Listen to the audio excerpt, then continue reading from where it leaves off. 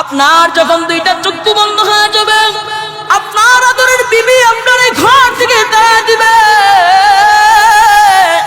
আর বলবে তাড়াতাড়ি ঘর থেকে বের করো। দামি খাটে শুয়ে আছেন, খাট থেকে নামায়া বিছানার মধ্যে নিচের মধ্যে বিছায়া দিবে। এমন একটা সময় যাবে রে, ঘর থেকে বের করিয়া উঠানের মধ্যে আপনারে শোয়া রাখবে, আর চাইলেও ঘরে ঢুকতে পারবেন না। কথা বলেন ঠিক কি না?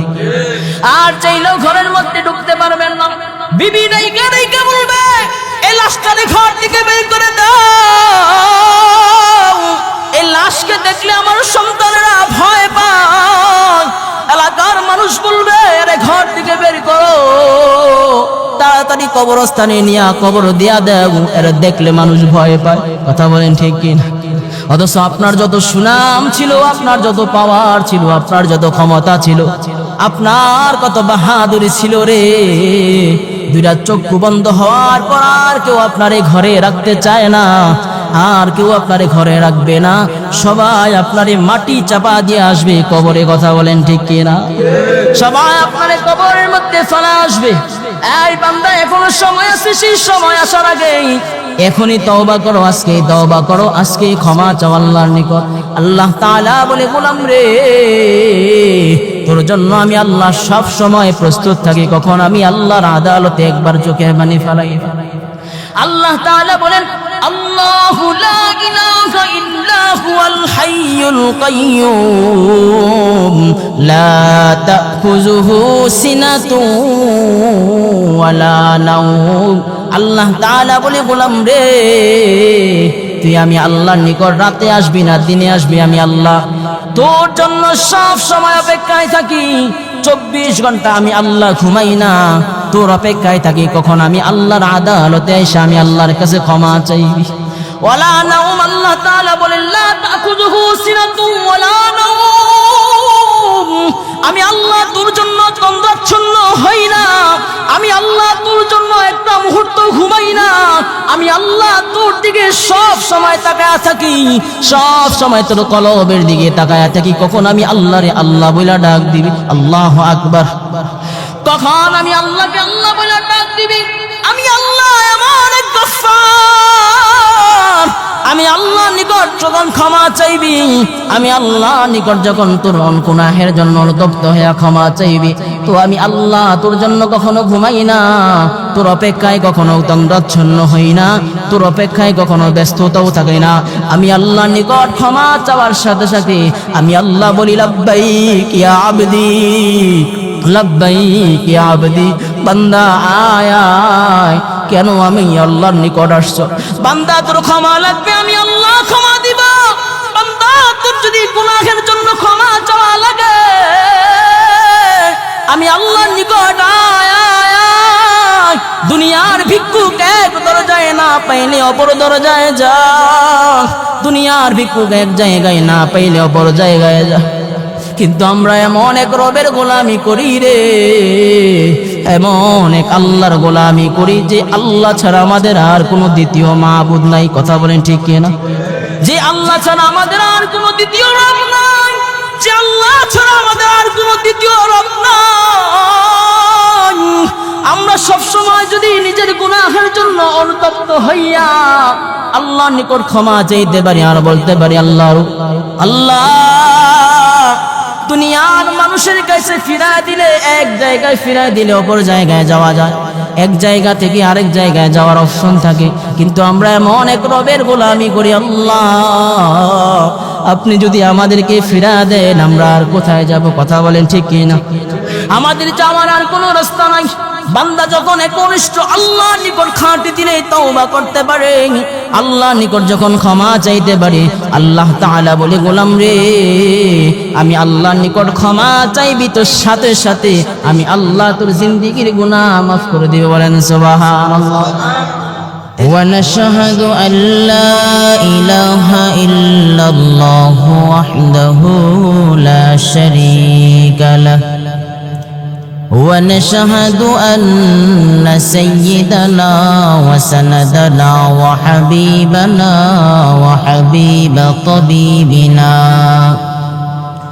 وحبيب طبيبنا ومولانا محمدا عبده ورسوله الذي أرسله الله تعالى بالحق بشيرا ونذيرا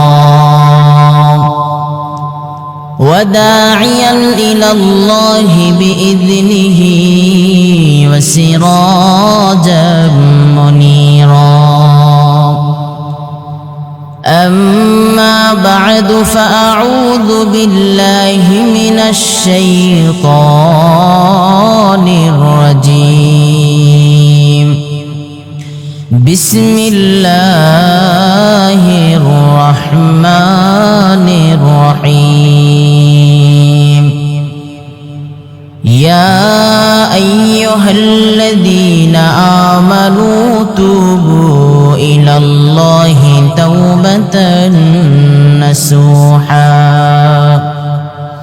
صدق الله مولانا العظيم وصدق رسوله النبي الكريم ونحن على ذلك من الشاهدين والشاكرين والذاكرين والحمد لله رب العالمين سبحانك لا علم لنا إلا ما علمتنا إنك أنت العليم الحكيم اللهم افتح علينا حكمتك ونشر علينا رحمتك يا ذا الجلال والإكرام সকলে একটু মুহাব্বতের সাথে জিকির করি লা ইলাহা ইল্লাল্লাহ লা ইলাহা ইল্লাল্লাহ লা ইলাহা ইল্লাল্লাহ লা ইলাহা লা ইলাহা ইল্লাল্লাহ লা ইলাহা ইল্লাল্লাহ লা ইলাহা ইল্লাল্লাহ লা ইলাহা লা ইলাহা ইল্লাল্লাহ লা ইলাহা ইল্লাল্লাহ এই কালিমা মানবে যারা কাজে লাগবে মরণ বেলা এই কালিমা মানবে যারা কাজে লাগবে মরণ বেলা এই কালিমার রোশনীতে এই কালিমার রোশনীতে কবর হবে উজালা লা ইলাহা ইল্লাল্লাহ লা ইলাহা লা ইলাহা ইল্লাল্লাহ লা ইলাহা ইল্লাল্লাহ লা ইলাহা ইল্লাল্লাহ লা ইলাহা লা ইলাহা ইল্লাল্লাহ মুহাম্মাদুর রাসূলুল্লাহ সাল্লাল্লাহু আলাইহি ওয়াসাল্লাম मैं सूरत यूसुफ को नहीं चाहने वाला मैं सूरत यूसुफ को नहीं चाहने वाला मैं कैसे की मानंद नहीं आशिक लैला मैं कैसे की मानंद नहीं आशिक लैला मैं आशिक मौला हूँ मेरा इश्क दीवाना मैं आशिक मौला हूँ मेरा इश्क दीवाना ऐ जुमला जहां जिसके तजल्ली से उजाला, ऐ जुमला जहां जिसके तजल्ली से उजाला। उल्फत में बराबर के वफा हो के ज़फ़ा हो, उल्फत में बराबर के वफा हो के ज़फ़ा हो। हर चीज़ में लज्जत है अगर दिल में मज़ा हो, हर चीज़ में लज्जत है अगर दिल में मज़ा हो।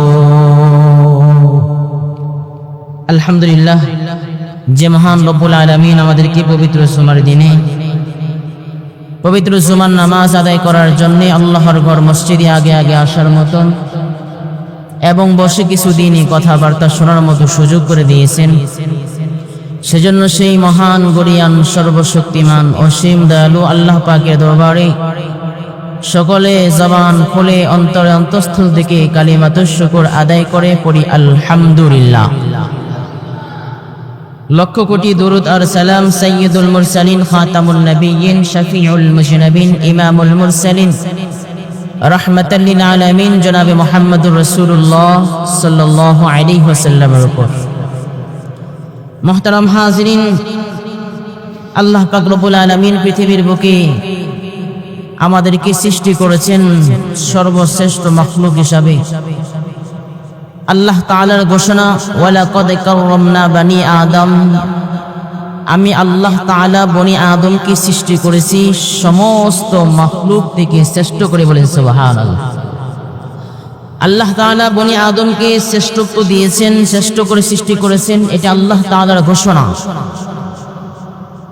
অন্য জায়গায় আল্লাহ তাআলা বলেন, বনি আদমকে আমি আল্লাহ তাআলা সর্বশ্রেষ্ঠ করে সৃষ্টি করেছি। আবার এই বনি আদমকে সর্বশ্রেষ্ঠ করে সৃষ্টি করার কারণ হলো বনি আদম ভালো এবং খারাপ এটা নির্ণয় করতে পারে। কথা বলেন ঠিক কি? বনি আদম ভালো এবং খারাপ নির্ণয় করতে পারে। আমরা সকলে জানি মানুষ হিসাবে দুনিয়ায় চলতে ফিরতে আমাদের ভুল অপরাধ হয়, গুনাহ হয়। কথা বলেন ঠিক কি না? গুনাহ হওয়া এটা মানুষের একটা বৈশিষ্ট্য, বনি আদমের একটা কি বৈশিষ্ট্য? গুনাহ হওয়া।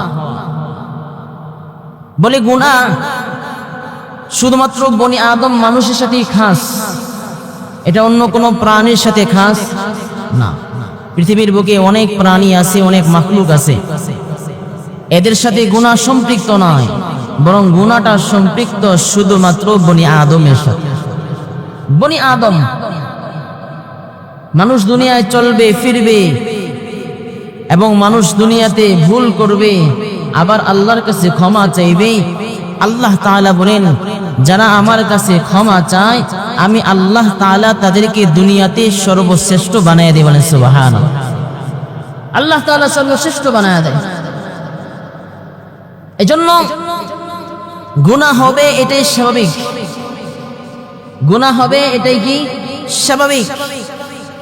এবং গুনাহ হওয়ার পরে আল্লাহর কাছে তওবা করলে আল্লাহ তাআলা বলেন, ওই তওবা ওয়ালা বান্দাকে আমি আল্লাহ তাআলা তার জিন্দেগীর সবগুলি গুনাহকে ক্ষমা করে দিই। বলেন সুবহানাল্লাহ। এজন্য আল্লাহ নবী সাল্লাল্লাহু আলাইহি ওয়াসাল্লাম বলেন, কুল্লু বানি আদম খাত্তাউন ওয়া খায়রুল খাত্তাইন আত-তাওয়াবুন। আল্লাহ নবী সাল্লাল্লাহু আলাইহি ওয়াসাল্লাম বলেন, সমস্ত বনি আদমই গুনাহগার। পৃথিবীর বুকে যত মানুষ আছে আল্লাহ নবী সাল্লাল্লাহু আলাইহি ওয়াসাল্লাম বলেন সবাই হলো গুনাহগার। কুল্লু বানি আদম খাত্তাউন ওয়া খায়রুল খাত্তাইন আত-তাওয়াবুন। নবী আমার বলেন যত মাখলুক আছে সবাই গুনাহগার, সমস্ত মানুষ গুনাহগার, কিন্তু এই মানুষের মধ্যে তারাই হলো সর্বশ্রেষ্ঠ যারা আল্লাহর কাছে গুনাহের পরে ক্ষমা চায়। বলেন সুবহানাল্লাহ। যারা আল্লাহর কাছে ক্ষমা চায় তারাই হলো সবচেয়ে উত্তম। আল্লাহ নবী সাল্লাল্লাহু আলাইহি ওয়াসাল্লাম বলেন, মানুষ গুনাহ করবে এটাই স্বাভাবিক, আবার মানুষ যখন আল্লাহর কাছে ক্ষমা চাইবে তো আল্লাহ তাআলা এই মানুষটারে দুনিয়ার সবচেয়ে দামি বানায় দেয়। এজন্য গুনাহ করার পর ক্ষমা চাইবেন কার কাছে? আল্লাহর কাছে। কথা বলেন ঠিক কি না? আল্লাহর কাছে ক্ষমা চাইবেন, আল্লাহর কাছে মাফ চাইবেন, তো আল্লাহ তাআলা আপনার জিন্দেগীর সব গুনাহ ক্ষমা করবে। বলেন সুবহানাল্লাহ। আল্লাহ নবী সাল্লাল্লাহু আলাইহি ওয়াসাল্লামের একজন সাহাবী, আল্লাহ নবীর সাহাবী হযরত সালাবাতুল আনসারী রাদিয়াল্লাহু তাআলা, আল্লাহ নবী সাল্লাল্লাহু আলাইহি ওয়াসাল্লাম যখন যুদ্ধের ময়দানে যায়, নবী আমার যুদ্ধের ময়দানে যাওয়ার পথে সালাবাতুল আনসারী রাদিয়াল্লাহু তাআলা হুকে মদিনা পাহারা দেওয়ার জন্য রেখে গেলেন, আমানত হিসাবে রেখে গেলেন। আল্লাহ নবী সাহাবী সালাবাতুল আনসারী রাদিয়াল্লাহু তাআলা মদিনায় পাহারাদারের কাজে নিযুক্ত হয়ে গেলেন।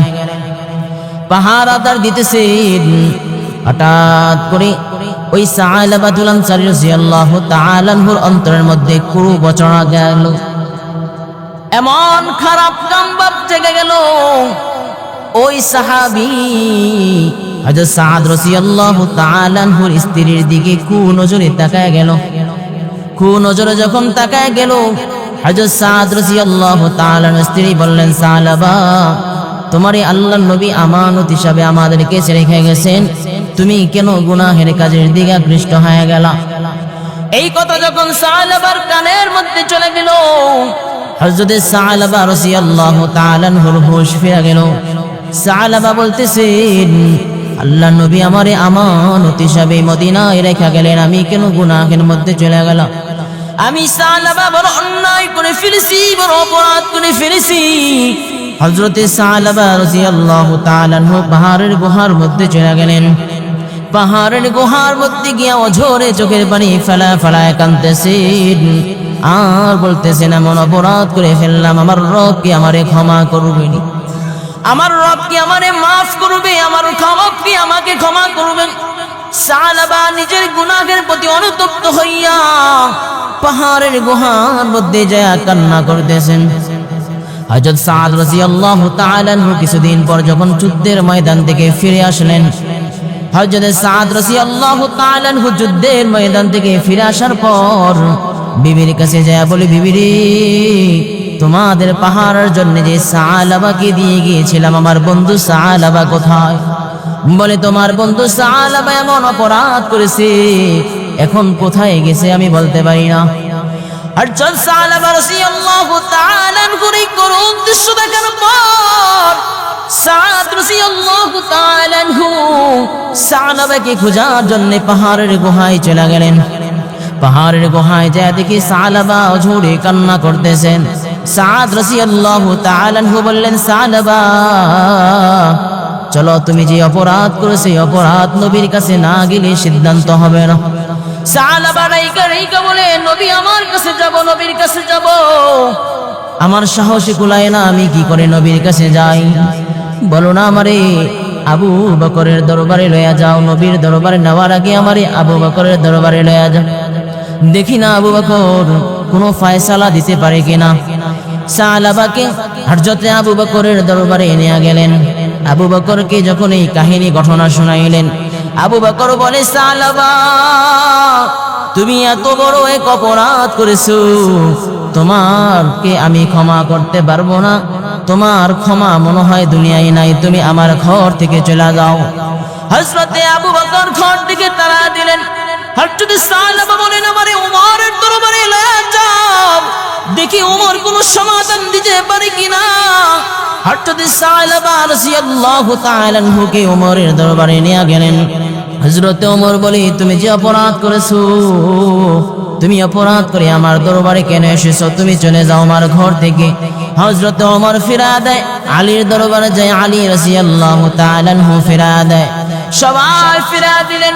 হযরত সালাবা বলে, আমারে নবীর দরবারে লয়ে যাও, তবে নবীর দরবারে নেওয়ার আগে আমারে হাতের মধ্যে হাত করা বাড়ায়া দাও, পায়ের মধ্যে বিড়ি বাড়ায়া দাও, অপরাধীর ভেসে আমারে নবীর দরবারে লয়া যাও। রাহমাতাল লিল আলামিন নবী আলাইহিস সালাতু ওয়াস সালামের দরবারে যখন সাহাবা রাদিয়াল্লাহু তাআলা হুকে নিয়ে যায়, সাহাবাকে নবীর দরবারে নেওয়ার পর আল্লাহর নবী সাল্লাল্লাহু আলাইহি ওয়াসাল্লামের কাছে যখন ঘটনা বিস্তারিত বললেন, নবী আমার জানা দেয়, সাহাবা তুমি যে অপরাধ করেছে অপরাধের শাস্তি দুনিয়ায় তোমার অনেক কঠিন। এই সাহাবা তুমি জঘন্য লেভেলের অপরাধ করে ফেলেছো। এই সাহাবা তুমি জঘন্য লেভেলের অপরাধ করেছো, তুমি আমার দরবার থেকে চলে যাও। সাহাবা চোখের পানি ফালা ফালা কাঁদতে আর বলে, রাহমাতাল লিল আলামিন যেখান থেকে আমারে তাড়া দিছে আল্লাহর নবী সাল্লাল্লাহু আলাইহি ওয়াসাল্লাম আমারে তার দরবার থেকে তাড়া দিছে, আমার মনে হয় আর কোনো ক্ষমার যোগ্য না, আমি মনে হয় আর ক্ষমা পাবো না। সরকারে দো আলম নবী আলাইহিস সালাতু ওয়াস সালাম আমারে তাড়া দিছে।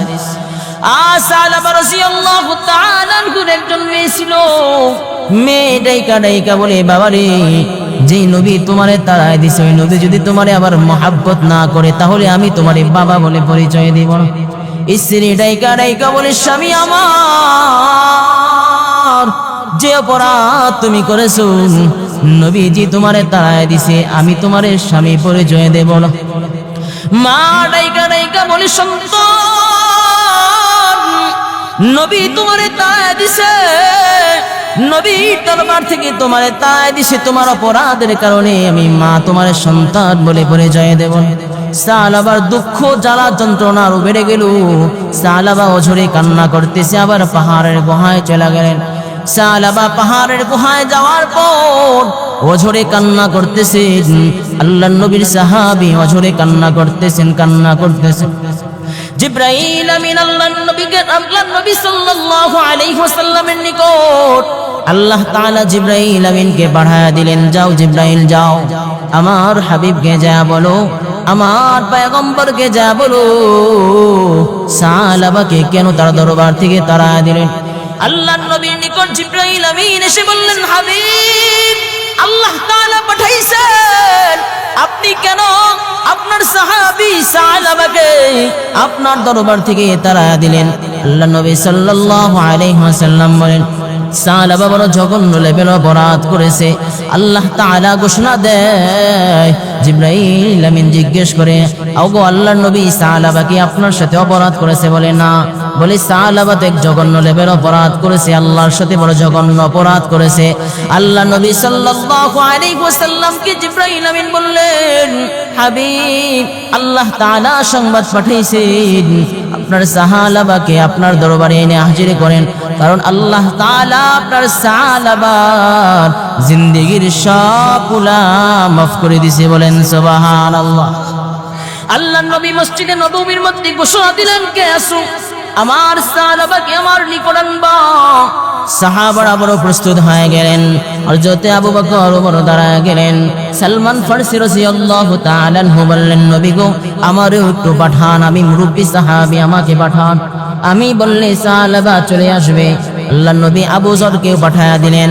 হযরতে আবু যর ওই গুহার মধ্যে যায়, পাহাড়ের চূড়ায় উঠা কিছু রাখালকে জিজ্ঞেস করে, তোমাদের নিকট কি সাহাবাকে দেখছো?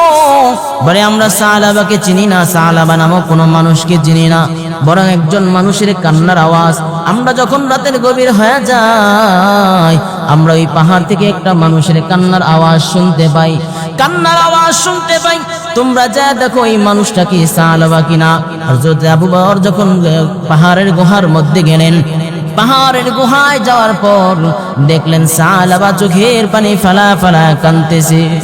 আল্লাহর নবীর সাহাবী হযরত আবু যর সাহাবাকে ডাইকা ডাইকা বললেন, সাহাবা তোমারে আল্লাহ তাআলা মাফ করে দিয়েছেন। আল্লাহর নবী তোমার কাছে, আল্লাহর নবী সুসংবাদ তোমারে শোনায় দেয়, তোমারে আল্লাহ তাআলা মাফ করে দিয়েছেন, তুমি চলো আল্লাহর নবীর দরবারে চলো। আর যদি সাহাবাকে আল্লাহর নবীর দরবারে নিয়ে যায়, হযরতে আবু যর বলেন, যখন নবীর দরবারে সাহাবাকে আমরা নিয়ে আসলাম তখন ফজরের ওয়াক্ত চলতেছে, নবীজি জামাত করতেছে, আমরা গিয়ে পিছনের কাতারে নামাজে অংশগ্রহণ করলাম। আল্লাহ নবী সাল্লাল্লাহু আলাইহি ওয়াসাল্লাম নামাজের মধ্যে দাঁড়াইলেন। আল্লাহর নবী নামাজে দাঁড়ানোর পর দ্বিতীয় রাকাতে সূরাতুল তাকাসুর তেলাওয়াত করলেন। আলহাকুমুত তাকাসুর হাত্তা যুরতুমুল মাকাবির। আল্লাহর নবী সূরাতুল তাকাসুর তেলাওয়াত করতেছেন। আল্লাহর নবী সাল্লাল্লাহু আলাইহি ওয়াসাল্লাম সূরাতুল তাকাসুর তেলাওয়াত করতেছেন। যখন নবীজি প্রথম আয়াত তেলাওয়াত করলেন সাহাবা অজ্ঞান হয়ে গেলেন। দ্বিতীয় আয়াত যখন তেলাওয়াত করলেন সাহাবা একটা চিৎকার মেরে অজ্ঞান হয়ে বেহুশ হয়ে জমিনের মধ্যে পড়ে গেলেন। তাড়াতাড়ি নামাজ শেষ করলেন। নামাজ শেষ করার পর সাহাবীদেরকে বললেন, সাহাবারা যাও, আমার সাহাবার কি অবস্থা একটু দেখো। আল্লাহর নবীর সাহাবারা যখন সাহাবার অবস্থা দেখলেন, নামাজ শেষ করে দেখলেন সাহাবার দুনিয়ায় নাই, সাহাবা আল্লাহর জিম্মায় চলে গেছে, সাহাবা ইন্তেকাল করেছে, মৃত্যুবরণ হয়ে গেছে। আল্লাহর নবী সাল্লাল্লাহু আলাইহি ওয়াসাল্লাম বললেন, এই সাহাবারা আমার সাহাবাকে সুন্দর করে কাফনের ব্যবস্থা করে দাও। আল্লাহর নবী সাল্লাল্লাহু আলাইহি ওয়াসাল্লামের সাহাবারা হযরতে সাহাবাকে সুন্দর করে গোসল দিলেন, সুন্দর করে আতর গোলাপ সুরমা মাগায়া সুন্দর কাফন পরিধান করিয়া জানাজার জন্য প্রস্তুত করে ফেললেন। আল্লাহর নবী সাল্লাল্লাহু আলাইহি ওয়াসাল্লাম জানাজায় অংশগ্রহণ করলেন। নবী আমার যখন জানাজায় অংশগ্রহণ করলেন, দুনিয়াতে সব জানাজায় নবীজি স্বাভাবিকভাবে যায়, কিন্তু সাহাবা রাদিয়াল্লাহু তাআলা আনহুর জানাজায় যখন নবীজি আমার গেলেন, সাহাবার জানাজায় যাওয়ার পর নবীজি বিদ্যা আঙ্গুলি ভর করে করে করে করে জমিনের মধ্যে হাঁটতেছেন। হযরতে আবু বকর বললেন, নবী আমার দুনিয়ায় কত জানাজায় আপনি অংশগ্রহণ করলেন, কত জানাজায় আপনি গেলেন, কিন্তু আজকে জানাজায় একটু ব্যতিক্রম আপনারে দেখলাম, বুঝলাম না। আল্লাহর নবী সাল্লাল্লাহু আলাইহি ওয়াসাল্লাম বললেন, সাহাবা, ও আমার সাহাবা, তোমরা শুনা না, আমার সাহাবা যখন অপরাধ করেছে, ভুল করেছে, আমার সাহাবা আমার রবের নিকট, আমার আল্লাহর নিকট এত পরিমাণে চোখের পানি ফেলাইছে, এত পরিমাণে তার ভুলের জন্য ক্ষমা চাইছে, আল্লাহ তাআলা তাকে এত পরিমাণে কবুল করে নিছে, তার জিন্দেগির গুনাহগুলি এত পরিমাণে মাফ করে দিছে। আল্লাহ তাআলা তার মুত্তাকি বান্দাদের খাতায় তার নামটা লেখায় নিছে। আল্লাহ তাআলা তার জন্য জান্নাতে সুসংবাদ দিয়া দিছে। শুধু তাই নয়, তার জানাজায় আল্লাহ তাআলা এত পরিমাণে ফেরেশতা নাজিল করেছে, জমিনের মধ্যে কোনো জায়গা অবশিষ্ট ছিল না যে আমি নবীর সমস্ত পায়ে ভর দিয়ে হাঁটবো। বলেন সুবহানাল্লাহ। আল্লাহ তাআলা হযরতে সাহাবা রাদিয়াল্লাহু তাআলা নুকে ক্ষমা করে দিয়েছেন শুধুমাত্র তওবা নাসুহা, একনিষ্ঠ তওবা করার কারণে। এজন্য আল্লাহ তাআলা ঘোষণা দেয়, ইয়া আইয়ুহাল্লাযীনা আমানু তুবু ইলাল্লাহি তাওবাতান নাসুহা। আল্লাহ তাআলা বলে, বান্দা তোর জিন্দেগীর যত গুনাহ হয়েছে, তোর জিন্দেগীর মধ্যে যত পরিমাণে গুনাহ করছো, বান্দা তুই গুনাহ করতে করতে সমুদ্রের ফেনা থেকেও যদি তোমার গুনাহের পরিধি বেশি হয়ে যায়, তোমার গুনাহের পরিধি যদি সমুদ্রের ফেনার থেকেও বেশি হয়ে যায়, তোমার গুনাহের পরিধি যদি ছয় মরুভূমির বালু কোনার থেকেও বেশি হয়ে যায়, বান্দা আমি রব তোমার এত পরিমাণে মহাব্বত করি, এত পরিমাণে ভালোবাসি, আমি রবের নিকট যদি গুনাহ করার পর একটু অনুষ্ঠ খাঁটি দিলে তওবা করতে পারো, তো আমি আল্লাহ তাআলা তোর জিন্দেগীর সব গুনাহ মাফ করে দিবে। বলেন সুবহানাল্লাহ। এজন্য আল্লাহ তাআলা ঘোষণা দেয়, ইয়া আইয়ুহাল্লাযীনা আমানু তুবু ইলাল্লাহি তাওবাতান নাসুহা। আল্লাহ তাআলা মায়ার নজর দিয়া ডাইকা বলে, ইয়া আইয়ুহাল্লাযীনা আমানু, হে ঈমানদার বান্দারা, তোমরা একনিষ্ঠ তওবা করো। তুবু ইলাল্লাহি তাওবাতান নাসুহা, তোমরা একনিষ্ঠ তওবা করো, এমন তওবা করো যেই তওবার পরে আর কোনো তওবা হয় না।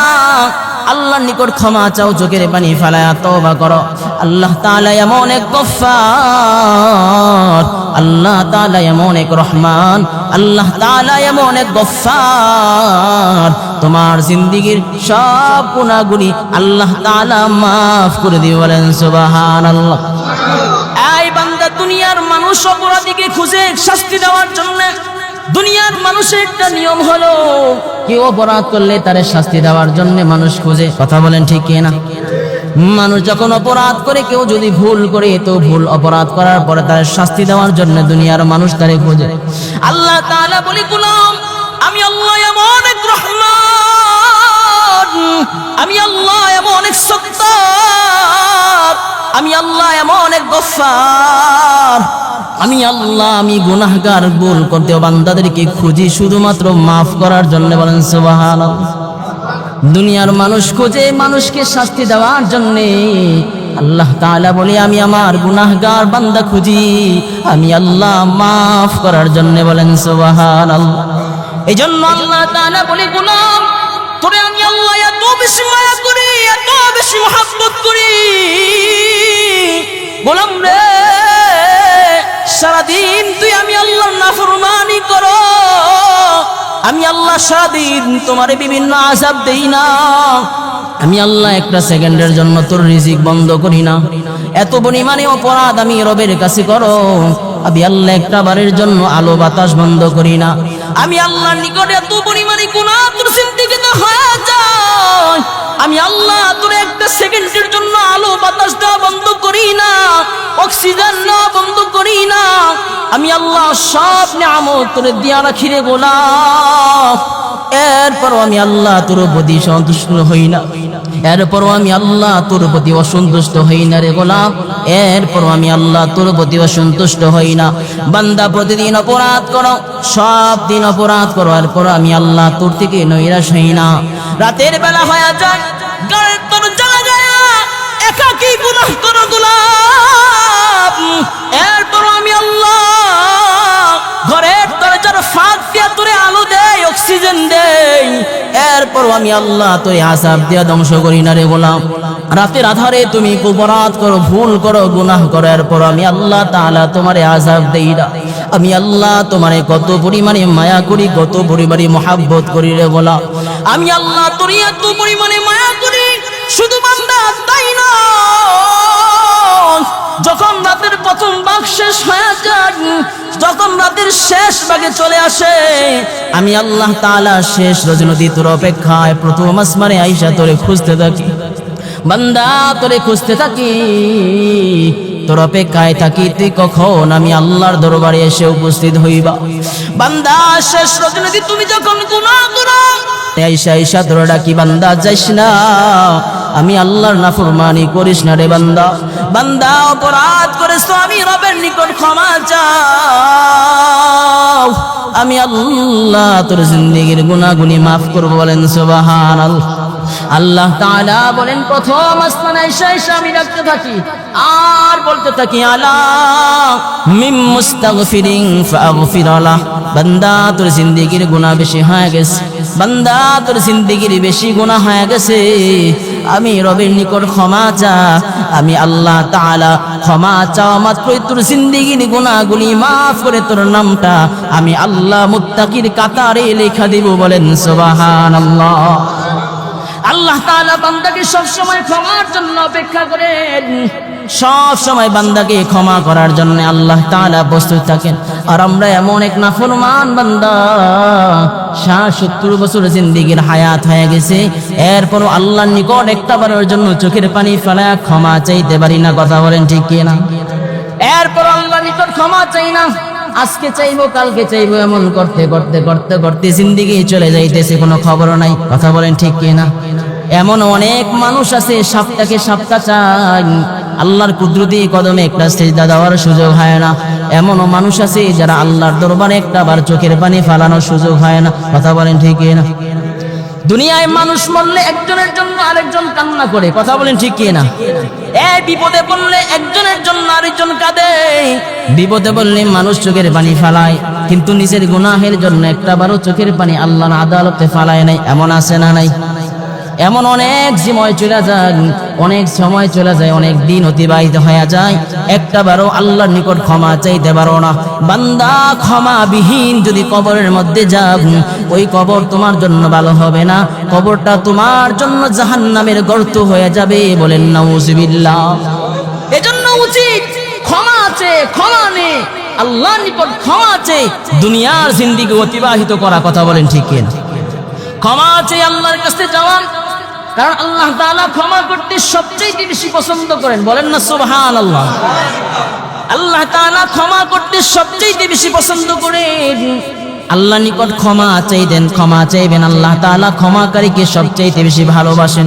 সুবহানাল্লাহ। وَتُوبُوا إِلَى اللَّهِ جَمِيعًا أَيُّهَا الْمُؤْمِنُونَ لَعَلَّكُمْ تُفْلِحُونَ।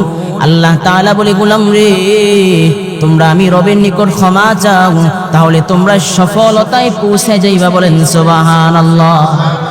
এজন্য আল্লাহ নিকট আমি হইতে গেলে গুনাহমুক্ত জীবন যাপন করতে হবে, অধিক পরিমাণে আল্লাহর নিকট ক্ষমা চাইতে হবে, কথা বলেন ঠিক কিনা? আল্লাহ তাআলার নিকট যদি ক্ষমা চান, যত বড় অপরাধী হন না কেন আল্লাহ তাআলা মাফ করার জন্য প্রস্তুত, কথা বলেন ঠিক কিনা? বনি ইসরাইলের একজন লোক ছিল, সে 99টা খুন করেছে। কয়টা খুন? 99টা হত্যা করেছে। বনি ইসরাইলের ওই লোকটা মনে মনে চিন্তা করলো, 99টা খুন করে ফেললাম, এখন অবস্থা এমন হয়ে গেল, 99টা খুন করার পর তার হুঁশ ফিরে আসছে, বিবেক খুলছে, দিমাগ খুলে গেছে যে এত বড় জঘন্য লেভেলে অপরাধ করে ফেললাম, 99টা মানুষকে আমি হত্যা করে ফেললাম, আমার পরকালে কি উপায় হবে রে, কি উপায় হবে আমার? ওই লোকটা বড় আশ্চর্য হয়ে গেল। লোকটা এখন মানুষকে জিজ্ঞেস করলো, 99টা অপরাধ করলাম, আমার কি ক্ষমার কোনো রাস্তা আছে কিনা, একটু দেখায়া দাও। বললো, অমুক মহল্লা একজন পাদ্রী আছে, তুমি পাদ্রীর কাছে চলে যাও, দেখো পাদ্রী তোমাকে ক্ষমা দেওয়ার কোনো রাস্তা বের করতে পারে কিনা। ওই লোকটা অনুতপ্ত হইয়া পাদ্রীর দরবারে যে উপস্থিত হয়ে যায়। পাদ্রীর দরবারে উপস্থিত হওয়ার পর বলে, আমি 99টা খুন করেছি, এখন আমার ক্ষমার কি রাস্তা? পাদ্রী বলে, 99টা খুন করেছো, বড় অপরাধ করেছো, জঘন্য লেভেলের অপরাধ করেছো, তোমার ক্ষমা নাই। ওই লোকটা বড় ক্ষিপ্ত হইয়া পাদ্রীকে হত্যা করলেন। এখন খুন হয়েছে কয়টা? জোরে বলেন কয়টা? 100টা খুন করার পর লোকটা আবার সচেতন হওয়ার পর বললেন, আমার কি ক্ষমা পাওয়ার কোনো লস আছে কিনা, কোনো রাস্তা আছে কিনা? আমি ক্ষমা পাইতে চাই, আমি অপরাধ করে ফেলেছি, আমি অপরাধ থেকে মুক্তি পেতে যাই। ওই লোকেদের যখন জিজ্ঞেস করলো, বলো অমিক বস্তির কাছে যাও, দেখো একজন আলেম আছে, তিনি কোনো রাস্তা দেখাইতে পারে কিনা। ওই লোকটা ওই আলেমের দরবারে যে উপস্থিত হয়ে যায়। উপস্থিত হওয়ার পর জিজ্ঞেস করে, আমার কি ক্ষমার কোনো রাস্তা আছে কিনা? বলে, হ্যাঁ, আমার আল্লাহ এমন এক রহমান, আমার আল্লাহ এমন এক সত্তার, আমার আল্লাহ এমন এক গফফার, বান্দা যদি একনিষ্ঠ খাঁটি দিলে চোখের পানি ফেলায়া আল্লাহর আদালতে ক্ষমা চাইতে পারে, তো জিন্দেগীর সব গুনাহ আল্লাহ তাআলা মাফ করে দেয়, বলেন সুবহানাল্লাহ। ওই লোকটা বলল, কিভাবে আমি ক্ষমা পাইতে পারি? বলে, তুমি অমুক বস্তির নিকট যাও, দেখো এখানে মানুষ ইবাদত বন্দেগীর মধ্যে নিমজ্জিত, তুমি ওই বস্তির মধ্যে চলে যাও। তুমি যদি ওই বস্তির মধ্যে যাও, তাহলে ওদের সাথে ইবাদত করে আল্লাহর কাছে ক্ষমা চাইবে, আল্লাহ তোমারে মাফ করে দিবে। লোকটা একনিষ্ঠ নিয়ত করে ফেললো, খাঁটি দিলে নিয়ত করে ফেললো যে আমি তওবার উদ্দেশ্যে বস্তির নিকট যাব। লোকটা যখন রওনা হয়, কিছুদিন যাওয়ার পর আযাব, কিছু দূর যাওয়ার পর আজরাইল মালাকুল মউত এসে তার রূহটা বের করে নিয়ে যায়। তার রূহটা যখন বের করে ফেললেন, সেখানে জাহান্নামী এবং জান্নাতি ফেরেশতারা এসে উপস্থিত হয়ে যায়। ফেরেশতারা এসে উপস্থিত হয়ে যায়, জান্নাতি ফেরেশতারা বলে, এটা আমার লোক, এই জান্নাতি লোক, আর জাহান্নামী ফেরেশতারা এসে বলে, এই জাহান্নামী লোক, এর আমার লোক। জান্নাতি এবং জাহান্নামী ফেরেশতারা যখন কথা কাটাকাটি করেন, আল্লাহ তাআলা কোন ফেরেশতা পাঠিয়ে দিলেন, যাও তাদেরকে মীমাংসা করো। কি মীমাংসা? বলে, তাদের বিচারটা করে দাও। ওই লোকটার বিচার করবা। ওই লোকটা খাঁটি দিলে নিয়ত করেছে, নিয়ত করার কারণে ওই লোকটা যখন রাস্তা দিয়ে বের হয়েছে, ওই লোকটার জায়গা এবং যেই বস্তির নিকট যাইবে নিয়ত করেছে, ওই দুইটা জায়গার মধ্যে মাপ দিবা। দুইটা জায়গার মধ্যে মাপ দেওয়ার পর দেখবা যেই লোকটা খাঁটি দিলে নিয়ত করার পর ওই লোকটা ওই বস্তি ভালো জায়গার পরিধি যদি সমান হয়ে যায়, কম হয়ে যায় তো লোকটা জান্নাতি, আর বেশি হইলে লোকটা জাহান্নামী হয়ে যাবে। যখন মাপের কাজ শুরু করে দিলেন, আল্লাহ তাআলা হুকুম করে দিলেন যে আমার লোকটারে জান্নাতি বানাইতে হবে, কারণ লোকটা খাঁটি দিলে নিয়ত করেছে, তওবার নিয়ত করেছে। আল্লাহ তাআলা এই নিয়তটারে বড় পছন্দ করে ফেলেছে। আল্লাহ তাআলা হুকুম করলেন লোকটা জান্নাতি। যখন লোকটাকে জান্নাতের হুকুম করে দিলেন, ওই লোকটা জান্নাতের দিকে অগ্রসর হয়ে গেল। লোকটা এখন জান্নাতের দিকে অগ্রসর হওয়ার পর জান্নাতি ফেরেশতারা এসে জান্নাতের দিকে লোকটারে নিয়ে যায়। আল্লাহ নবী সাল্লাল্লাহু আলাইহি ওয়াসাল্লাম বলেন, নিশ্চিত একজন জাহান্নামী লোক খাঁটি দিলে নিয়ত করেছে, তওবা নিয়ত করেছে, এজন্য আল্লাহ তাআলা নিয়তের বদলতে তার জিন্দেগীর গুনাহ মাফ করে দিয়েছে। বলেন সুবহানাল্লাহ। এজন্য জিন্দেগীর মধ্যে যত পরিমাণে অপরাধ হয়, জিন্দেগীর মধ্যে যত পরিমাণে গুনাহ হয়, ক্ষমা একজনের কাছে চাইব, তিনি কে? জোরে করে বলেন, তিনি কে? আল্লাহ নবী সাল্লাল্লাহু আলাইহি ওয়াসাল্লাম বলেন, আত-তাইবু মিনাজ যামবি কামাল্লা যামবালা। আল্লাহ নবী সাল্লাল্লাহু আলাইহি ওয়াসাল্লাম বলেন, গুনাহ থেকে তওবাকারীকে আল্লাহ তাআলা নিষ্পাপ মাসুম বানায় দেয়। বলেন সুবহানাল্লাহ। যে ব্যক্তি গুনাহ করার পর তওবা করে, নিজের ভুলের জন্য আল্লাহর আদালতে চোখের পানি ফেলায় ক্ষমা চায়, আল্লাহ তাআলা বলেন তারে আল্লাহ তাআলা নিষ্পাপ এবং মাসুম বানায় দেয়। বলেন সুবহান। কেমন মাসুম নিষ্পাপ বানায় দেয়, কেমন মাসুম নিষ্পাপ বানায় দেয়। আল্লাহ নবী সাল্লাল্লাহু আলাইহি ওয়াসাল্লাম বলেন, কেউ যদি অপরাধ করে, ভুল করে, ভুল করার পর আল্লাহর নিকট চোখের পানি ফেলায়া ক্ষমা চায়, আল্লাহ তাআলা তার জিন্দেগীর সবগুলি গুনাহ মাফ করে দেয়। সুবহানাল্লাহ। শুধু আল্লাহ তাআলা জিন্দেগীর গুনাহগুলি মাফ করে ক্ষান্ত হয় না, বরং আল্লাহ তাআলা তার জিন্দেগীর গুনাহগুলিকে নেকি দ্বারা তার আমলনামায় যোগ করে দেয়। বলেন সুবহানাল্লাহ। নেকি দ্বারা কনভার্ট করে দেয়, নেকি দ্বারা আমলনামায় জিন্দেগীর গুনাহগুলি লিপিবদ্ধ করে দেয়। বলেন না সুবহানাল্লাহ। এজন্য আল্লাহর নিকট ক্ষমা চাইতে পারবেন, সবাই বলেন পারবেন। জিন্দেগীর গুনাহগুলির জন্য এখনই ক্ষমা চান। অনেকের চুল পেকে গেছে, দাড়ি পেকে গেছে, এখনো সময় হয় না আল্লাহর নিকট ক্ষমা চাওয়ার কথা। বলেন ঠিক না? অথচ চুল পাকা, দাড়ি পাকা এটা কিন্তু মৃত্যুর আলামত। কিসের আলামত? মানুষের যখন মৃত্যুর হায়াত যখন ঘনায় যায়, তখন তার দাড়ি পাকা শুরু হয়ে যায়, চুল পাকা শুরু হয়ে যায়। মৃত্যুর সময় যখন ঘনায় যায়, তখন মানুষের চুল, দাড়ি এগুলো পাকা, এগুলো শোনা যায়, পাইকা যায়। এজন্য চুল পাকা, দাড়ি পাকা এটা মৃত্যুর আলামত। এমন অনেক মানুষ আছে চুল পেকে গেছে, দাড়ি পেকে গেছে, এখনো মৃত্যুর কথা স্মরণ হয় না। কথা বলেন ঠিক কি না? এখনো মৃত্যুর কথা মনে পড়ে না, এখনো মৃত্যুর কথা স্মরণ হয় না। জিন্দেগীর মধ্যে এমন একটা সময় আসবে রে, যেদিন আর চাইলেও আপনি দুনিয়ায় থাকতে পারবেন না। কথা বলেন ঠিক কি না? আপনি দুনিয়ায় আছেন, আজকে আছেন, কিন্তু এমন একটা সময় আসবে আপনি দুনিয়া থেকে চলে যাইতে হবে, না চাইলেও আপনার এই ঘর থেকে বের করে দিবে। আপনার যখন দুইটা চক্ষু বন্ধ হয়ে যাবে, আপনার আদরের বিবি আপনার এই ঘর থেকে তাড়া দিবে আর বলবে তাড়াতাড়ি ঘর থেকে বের করো। দামি খাটে শুয়ে আছেন, খাট থেকে নামায়া বিছানার মধ্যে, নিচের মধ্যে বিছায়া দিবে। এমন একটা সময় যাবে রে, ঘর থেকে বের করিয়া উঠানের মধ্যে আপনারে শোয়া রাখবে, আর চাইলেও ঘরে ঢুকতে পারবেন না। কথা বলেন ঠিক কি না? আর চাইলেও ঘরের মধ্যে ঢুকতে পারবেন না। বিবি নাইকা নাইকা বলবে, এই লাশটারে ঘর থেকে বের করে দাও, এই লাশকে দেখলে আমার সন্তানেরা ভয় পায়। এলাকার মানুষ বলবে, আরে ঘর থেকে বের করো, তাড়াতাড়ি কবরস্থানে নিয়ে কবর দিয়া দেও, এরা দেখলে মানুষ ভয় পায়। কথা বলেন ঠিক কি না? অথচ আপনার যত সুনাম ছিল, আপনার যত পাওয়ার ছিল, আপনার যত ক্ষমতা ছিল, আপনার কত বাহাদুরি ছিল রে, দুইটা চক্ষু বন্ধ হওয়ার পর আর কেউ আপনার এই ঘরে রাখতে চায় না, আর কেউ আপনার ঘরে রাখবে না। সবাই আপনার মাটি চাপা দিয়ে আসবে কবরে। কথা বলেন ঠিক কি না? সবাই আপনার কবরের মধ্যে ফেলা আসবে। এই বান্দা, এখনো সময় আছে, সেই সময় আসার আগেই এখনই তওবা করো, আজকেই তওবা করো, আজকেই ক্ষমা চাও আল্লাহর নিকট।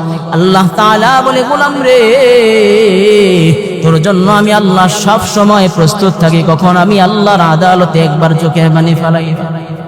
আল্লাহ তাআলা বলেন, আল্লাহু লা ইলাহা ইল্লা হুয়াল হাইয়ুল কাইয়্যুম লা তাখুযুহু সিনাতুন ওয়ালা নাওম। আল্লাহ তাআলা বলে, গোলাম রে, তুই আমি আল্লাহর নিকট রাতে আসবি না দিনে আসবি, আমি আল্লাহ তোর জন্য সব সময় অপেক্ষায় থাকি। 24 ঘন্টা আমি আল্লাহ ঘুমাই না, তোর অপেক্ষায় থাকি কখন আমি আল্লাহর আদালতে এসে আমি আল্লাহর কাছে ক্ষমা চাইবি। ওয়ালা নাউম, আল্লাহ তাআলা বলেন, লা তাখুযুহু সিনাতুন ওয়ালা নাউম।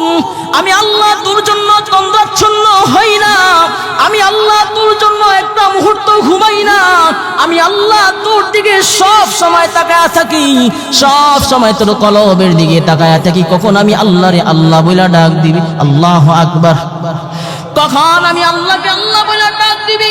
আমি আল্লাহ এমন এক গফফার, আমি আল্লাহ নিকট যখন ক্ষমা চাইবি, আমি আল্লাহ নিকট যখন তোর গুনাহের জন্য অনুতপ্ত হয়ে ক্ষমা চাইবি, তো আমি আল্লাহ তোর জন্য কখনো ঘুমাই না, তোর অপেক্ষায় কখনো তন্দ্রাচ্ছন্ন হই না, তোর অপেক্ষায় কখনো ব্যস্ততাও থাকি না। আমি আল্লাহ নিকট ক্ষমা চাওয়ার সাথে সাথে আমি আল্লাহ বলি, লাব্বাইক ইয়া আবদি, লাব্বাইক ইয়া আবদি। বান্দা আয় আয়, কেন আমি আল্লাহর নিকট আসছো? বান্দা তোর ক্ষমা লাগবে, আমি আল্লাহ ক্ষমা দিব। বান্দা তোর যদি গুনাহের জন্য ক্ষমা চাওয়া লাগে, আমি আল্লাহর নিকট আয় আয় আয়। দুনিয়ার ভিক্ষুক এক দরজায় না পাইলে অপর দরজায় যা, দুনিয়ার ভিক্ষুক এক জায়গায় না পাইলে অপর জায়গায় যা।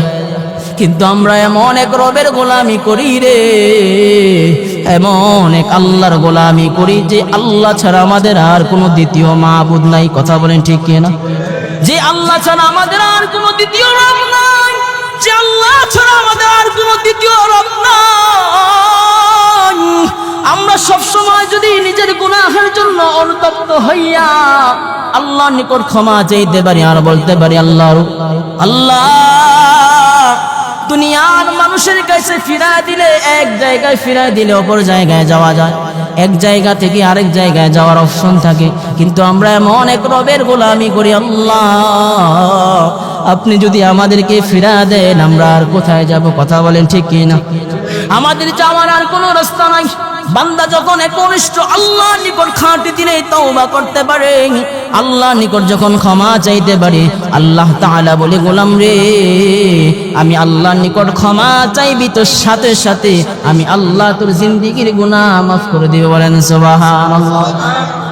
এই জন্য ক্ষমা চাইবো কার কাছে? জোরে তারা বলেন কার কাছে? আজকে চাইবো না আগামীতে চাইবো? জোরে বলেন কবে চাইবো? আজকেই আল্লাহর কাছে ক্ষমা চাইবো।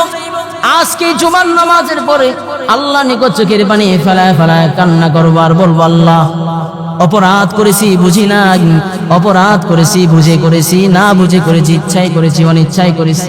আল্লাহ যত ধরনের অপরাধ করেছি আপনি আমাদেরকে ক্ষমা করে দেন। যদি বান্দা খাঁটি দিলে তওবা করতে পারো, আল্লাহর ওয়াদা আল্লাহ তাআলা তোমারে মাফ করে দিবে। বলেন সুবহানাল্লাহ। আল্লাহ তাআলা বান্দারে মাফ করার জন্য ভালোবাসেন। আল্লাহ তাআলা প্রস্তুতি থাকেন কখন বান্দা আমার নিকট আসবে, আর আমি আল্লাহ কখন আমার বান্দাকে ভালোবাসে মাফ করব। বলেন সুবহানাল্লাহ। ইয়া ইলাহি তু মেরা মাবুদ হ্যায়, ইয়া ইলাহি তু মেরা গফফার হ্যায়, ইয়া ইলাহি তু মেরা সত্তার হ্যায়, ইয়া ইলাহি মি কুনদ শামসু কমা। আল্লাহ তাআলা সব সময় প্রস্তুত থাকেন, সব সময় ইন্তজার থাকেন।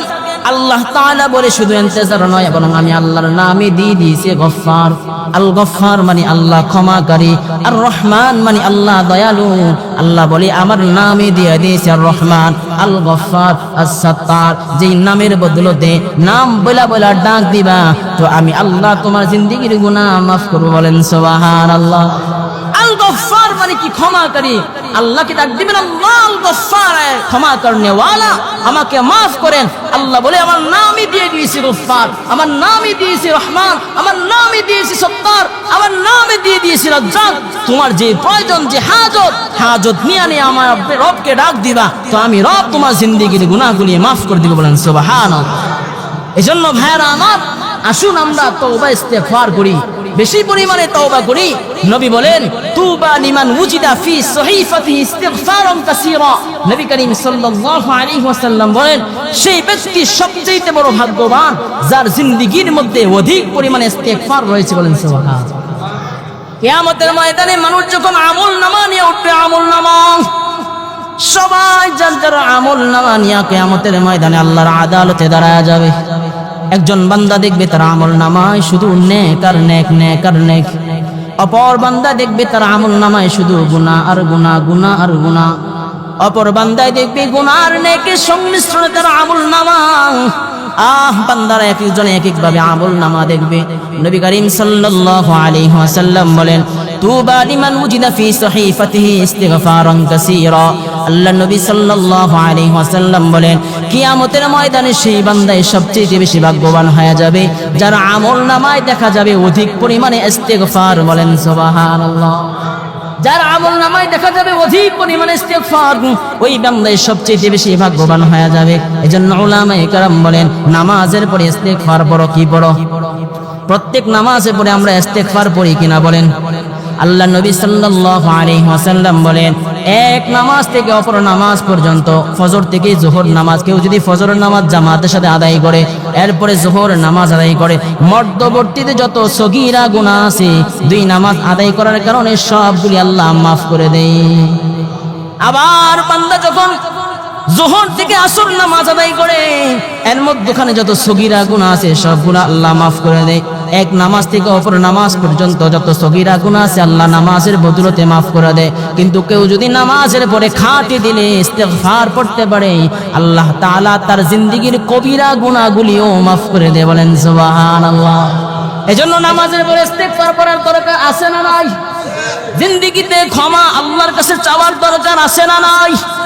আল্লাহ তাআলা যতদিন দুনিয়ায় বাঁচায় রাখেন আমাকে এবং আপনাদের সকলকে তওবার উপর মজবুত থাকার তৌফিক দান করে। বলেন আমিন। আল্লাহ তাআলা যে কথাগুলি শুনলাম আল্লাহ তাআলা আমাকে এবং আপনাদের সকলকে পরিপূর্ণভাবে আমল করার তৌফিক দান করুন। সকলে জবান খুলে বলেন আমিন। ওয়া আখির দাওয়ানা আলহামদুলিল্লাহি রাব্বিল আলামিন। যারা 4 রাকাত ক্বাবলা জুমা পড়ি নাই মেহেরবানি করে